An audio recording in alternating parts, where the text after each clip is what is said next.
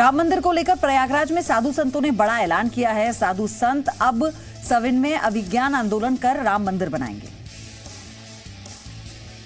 प्रयागराज में साधु संतों ने ऐलान किया है कि राम मंदिर का निर्माण सविनय अवज्ञा आंदोलन से किया जाएगा। कुंभ में विश्व हिंदू परिषद की धर्म सभा से पहले शंकराचार्य स्वरूपानंद सरस्वती राम मंदिर को लेकर परम धर्म सभा करेंगे। 28 से 30 जनवरी तक होने वाली धर्म सभा में राम मंदिर के लिए सविनय अवज्ञा आंदोलन की शुरुआत होगी। शंकराचार्य स्वरूपानंद सरस्वती के नेतृत्व में साधु संत अयोध्या कूच करेंगे।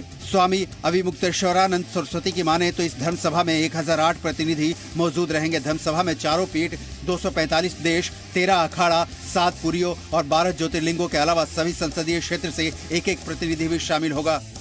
चर्चा तो सबसे हो ही रही है और सबका ये मन है कि अब स्वयं चलो और चल करके वहाँ कार्य आरंभ करो। तो हमको लगता है कि जल्दी ही वहाँ कूच करने की तैयारी होगी। भगवान श्री राम के जन्म को लेकर योगी आदित्यनाथ ने बड़ा बयान दिया है। सीएम योगी ने मंदिर निर्माण को लेकर कांग्रेस को भी निशाने पर लिया। इलाहाबाद हाई कोर्ट के 3 जजेस ने जो अपना फैसला दिया, उस फैसले में उन्होंने इस बात को कहा कि 6 दिसंबर 1992 को जब अयोध्या में ढांचा तोड़ा गया था, उस ढांचे के बाद हाई कोर्ट ने जब वहां उत्खनन करवाया तो सीके मोहम्मद की उस टीम ने इस बात को साबित किया कि जहां बाबरी ढांचा था वहां पर राम मंदिर को तोड़ करके ही बाबरी ढांचा बनाया गया था। कि मर्यादा पुरुषोत्तम भगवान श्री राम अयोध्या में जन्मे। पता नहीं कांग्रेस के लोग स्वीकार करते हैं कि नहीं करते हैं, लेकिन हम तो दुनिया मानती है कि अयोध्या भगवान राम की जन्मभूमि है। जम्मू कश्मीर के राज्यपाल सत्यपाल मलिक ने कहा कि कश्मीर में आतंकवादी समस्या का इलाज उन्हें मारना नहीं है। उन्होंने कहा कि हम चाहते हैं कि सभी कश्मीरी बच्चे हथियार का रास्ता छोड़कर मुख्य धारा में वापस आए। सुरक्षा बल जम्मू कश्मीर को आतंक मुक्त कराने में लगे हैं। राज्य की पुलिस ने एक जिले बारामूला को आतंकवाद मुक्त करने का दावा भी किया है। इस बीच जम्मू कश्मीर के राज्यपाल सत्यपाल मलिक का बयान चर्चा का विषय बना हुआ है। सत्यपाल मलिक ने कहा है कि राज्य में आतंकियों के पुनर्वास के लिए योजना बनाई जा रही है। उन्होंने कहा कि आतंकियों को मुख्य धारा में वापस लाने के लिए उन्हें कोई ऑफर दिया जा सकता है। हम कोशिश कर रहे हैं कि हम इनको कोई ऑफर करें इस तरह का रिहेबिलिटेशन का कि बच्चे वापस आ जाएं। राज्यपाल सत्यपाल मलिक ने यह भी कहा कि एनकाउंटर आतंकी समस्या का इलाज नहीं है और किसी भी आतंकी के मारे जाने से उन्हें तकलीफ होती है। टेररिज्म गन में नहीं है, टेररिज्म यहाँ है, तो हम उसको ठीक करने की कोशिश कर रहे हैं। उपलब्धि जरूर बढ़ी है पुलिस के लिहाज, सिक्योरिटी फोर्सेज ने गजब का काम किया। हालांकि राज्यपाल ने कठिन हालात में काम कर रहे सुरक्षा बलों की तारीफ भी की। उन्होंने कहा कि जब से वो कश्मीर आए हैं कोशिश की है कि सुरक्षा बलों को जितनी सुविधाएं हो सके दी जाएं। दिल्ली पुलिस ने गणतंत्र दिवस से पहले आतंकियों की बड़ी साजिश का पर्दाफाश किया। खुफिया इनपुट्स के आधार पर दिल्ली पुलिस की स्पेशल सेल ने जैश-ए-मोहम्मद के आतंकियों को गिरफ्तार किया। 20 जनवरी की देर रात अब्दुल लतीफ नाम के आतंकी को दिल्ली के राजघाट इलाके से गिरफ्तार किया गया। इससे पूछताछ के आधार पर जम्मू कश्मीर के बांदीपुरा से दूसरे आतंकी हिलाल को पकड़ा गया।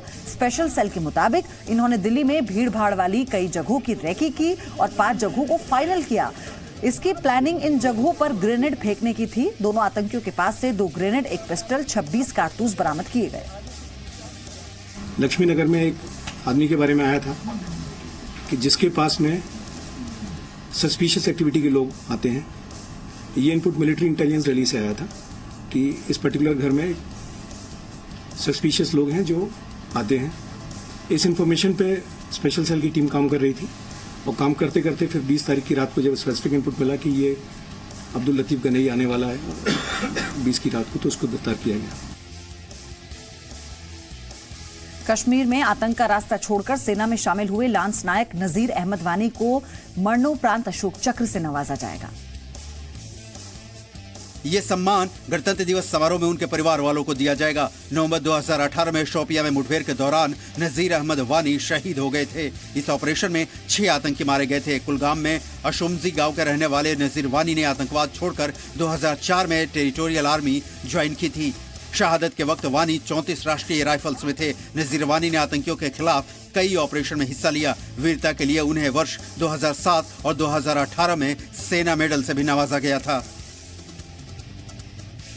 राष्ट्रीय बाल पुरस्कार से सम्मानित बच्चों ने पीएम मोदी से मुलाकात की। पीएम ने बच्चों का हौसला बढ़ाया।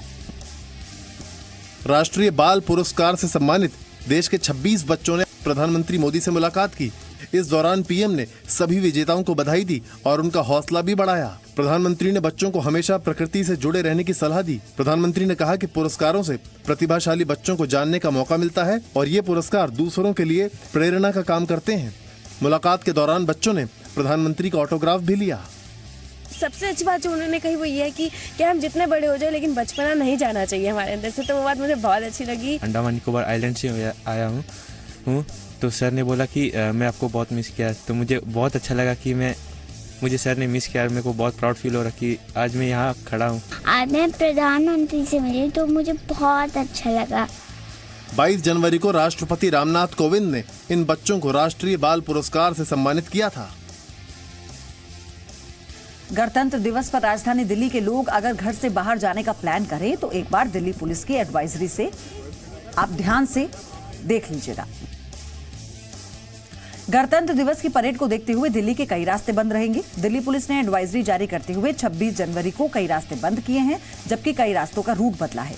दिल्ली पुलिस ने लोगों को सलाह दी है कि वो अपना कार्यक्रम और रास्ते ट्रैफिक गाइडलाइन के अनुसार तय करें। गणतंत्र दिवस की परेड को लेकर विजय चौक से लाल किला मैदान तक रास्तों में बदलाव किया गया है। गणतंत्र दिवस की परेड सुबह 9:50 पर विजय चौक से शुरू होगी, जो राजपथ, इंडिया गेट, तिलक मार्ग, बहादुर शाह जफर मार्ग होते हुए लाल किला मैदान तक जाएगी। पुलिस के मुताबिक कार्यक्रम की शुरुआत सुबह 9 बजे से ही हो जाएगी। बैलेट पेपर से चुनाव की मांग को चुनाव आयोग ने पूरी तरह से खारिज कर दिया है। मुख्य चुनाव आयुक्त ने ईवीएम का विरोध करने वाली पार्टियों की मंशा पर सवाल उठाया। मुख्य चुनाव आयुक्त सुनील अरोड़ा ने कहा है कि भारत दोबारा बैलेट पेपर युग में नहीं लौटेगा और इस बात को लेकर निर्वाचन आयोग एक मत है। मुख्य चुनाव आयुक्त ने ईवीएम पर सवाल उठाने वालों के लिए कहा कि जब नतीजे मन मुताबिक होते हैं तो ईवीएम ठीक होती है, लेकिन नतीजे मन के मुताबिक नहीं होते हैं तो ईवीएम खराब कैसे हो जाती है। If the result is X, EVM is right. If the result turns out to be Y, the EVM is faulted. Why have we made it like a football? मुख्य चुनाव आयुक्त ने ईवीएम को सुरक्षित बताते हुए कहा कि ईवीएम और वीवीपैट को लेकर राजनीतिक पार्टियां फीडबैक चुनाव आयोग को दे सकती हैं। चुनाव आयुक्त का यह बयान लंदन में हैकाथॉन के बाद आया है, जिसमें एक हैकर ने दावा किया था कि वो भारत में इस्तेमाल हो रही ईवीएम को हैक कर सकता है। इस कार्यक्रम में कांग्रेस के नेता कपिल सिब्बल भी मौजूद थे। गणतंत्र दिवस पर नोएडा के लोगों को पब्लिक ट्रांसपोर्ट का सबसे बेहतरीन जरिया मिलने जा रहा है। एक्वा मेट्रो लाइन रिकॉर्ड वक्त में बनकर तैयार जो हो चुकी है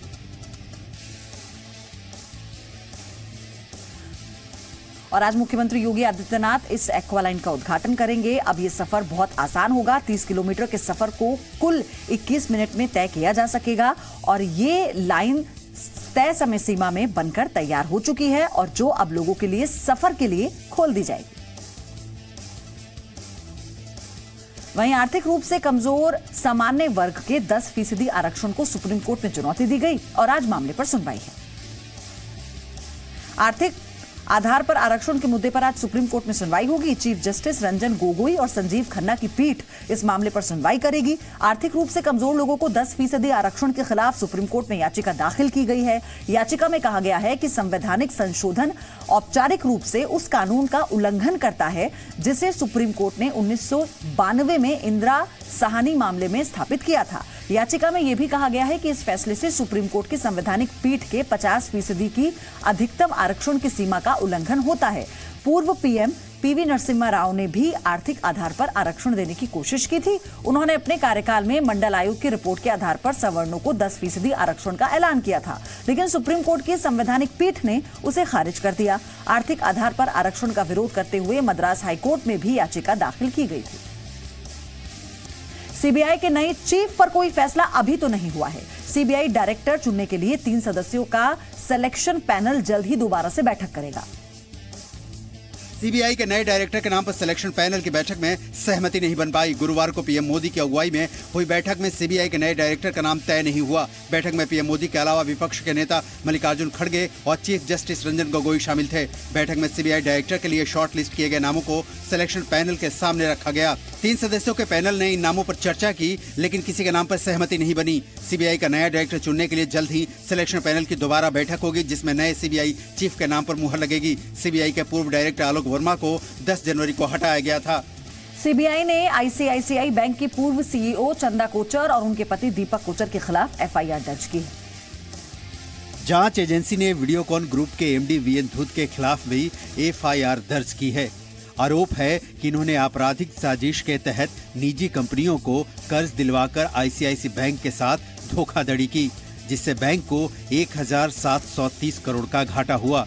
इससे पहले मुंबई और औरंगाबाद के 4 अलग अलग ठिकानों पर सीबीआई ने छापेमारी की। सीबीआई ने मुंबई में वीडियोकॉन और दीपक कोचर की company new power renewables private limited के दफ्तरों में छापेमारी की। इसके अलावा औरंगाबाद में सुप्रीम एनर्जी के दफ्तर में भी छापेमारी की गई। ये छापेमारी वीडियोकॉन ग्रुप को 2012 में आईसीआईसीआई बैंक से मिले 3,250 करोड़ रुपए के लोन के मामले में की गई है।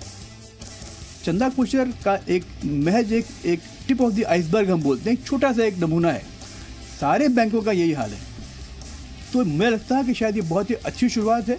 देश में कम से कम जितने भी बैंकिंग सेक्टर के जो करप्ट लोग हैं वो अब शायद 10 बार सोचेंगे। वहीं सीबीआई ने बंगाली फिल्म मेकर श्रीकांत मोहता को गिरफ्तार कर लिया है। करोड़ों रुपए वाले रोज वैली चिटफंड घोटाले मामले में कार्रवाई हुई है। सीबीआई ने कल श्रीकांत मोहता से दक्षिण कोलकाता के एक मॉल में उनके दफ्तर में पूछताछ की, फिर साल्ट लेक सीबीआई मुख्यालय लाया गया। श्रीकांत मोहता पर रोज वैली घोटाले में बिचौली के तौर पर पैसे लेने का आरोप है। जांच एजेंसियों श्रीकांत मोहता की कंपनी वेंकटेश फिल्म और रोज वैली के टीवी चैनल के बीच हुए डील की भी जांच कर रही है। 25 करोड़ रुपए की यह डील साल 2010 में हुई थी।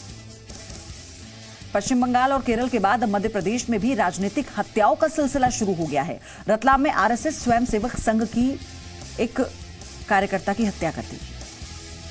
बुधवार को हिम्मत पाटीदार की गला रेतकर हत्या कर दी गई। पुलिस के मुताबिक आरोपियों ने पहचान छिपाने के लिए शव का चेहरा जलाने की कोशिश की। मध्य प्रदेश में बीते 7 दिनों में बीजेपी और आरएसएस को मिलाकर कुल 3 हत्याएं हो चुकी हैं, जबकि ग्वालियर बेलगढ़ा में बीजेपी नेता के भाई छतर सिंह की भी हत्या हुई है। हालांकि पुलिस के मुताबिक ये मामला पैसों के लेन देन को लेकर हुए विवाद का है। हत्यारे पकड़े जाने चाहिए, हत्याओं का क्रम रुकना चाहिए। प्रदेश को अराजकता के दलदल में कांग्रेस ने धकेल दिया है। गुरुग्राम के उल्लावास में मरने वालों की संख्या 7 हो गई है। कल सुबह एक 4 मंजिला इमारत गिर गई थी। गुरुग्राम के उल्लावास में मलबे से 7 शवों को निकाल लिया गया है। एनडीआरएफ और दूसरी एजेंसियां बीती रात भी राहत और बचाव के काम में लगी रही। हालांकि मलबा हटाने का काम पूरा हो गया है। एनडीआरएफ के 100 से ज्यादा कर्मचारी कल सुबह से रेस्क्यू ऑपरेशन में लगे हुए थे। आखिरी शव प्रदीप शर्मा नाम के एक व्यक्ति का निकाला गया। वहीं हरियाणा के मुख्यमंत्री मनोहर लाल ने मृतकों के प्रति दुख जताया है और परिवार को 3 लाख मुआवजे का ऐलान किया। 7 शवों को सिविल अस्पताल में पोस्टमार्टम के लिए रखा गया है। एसडीएम ने मजिस्ट्रेट जांच के आदेश दे दिए हैं। पुलिस ने बिल्डिंग के मालिक और कॉन्ट्रैक्टर के खिलाफ आपराधिक केस दर्ज कर दिया है। बाला साहेब पर बनी फिल्म ठाकरे की रिलीज जोर शोर से हुई है। फिल्म का पहला शो देखने के लिए लोग सुबह 3 बजे से थिएटर पहुंच गए। बाला साहब ठाकरे के जीवन पर बनी फिल्म ठाकरे आज रिलीज हो गई है। मुंबई में फिल्म का पहला शो देखने के लिए लोग सुबह 3 बजे थिएटर पहुंच गए। भारी संख्या में लोगों ने सुबह 4:30 बजे फिल्म का पहला शो देखा। फिल्म को लेकर सिनेमा घरों में खास रौनक देखने को मिली। ढोल नगाड़ों के साथ बाला साहेब पर बनी फिल्म का स्वागत किया गया।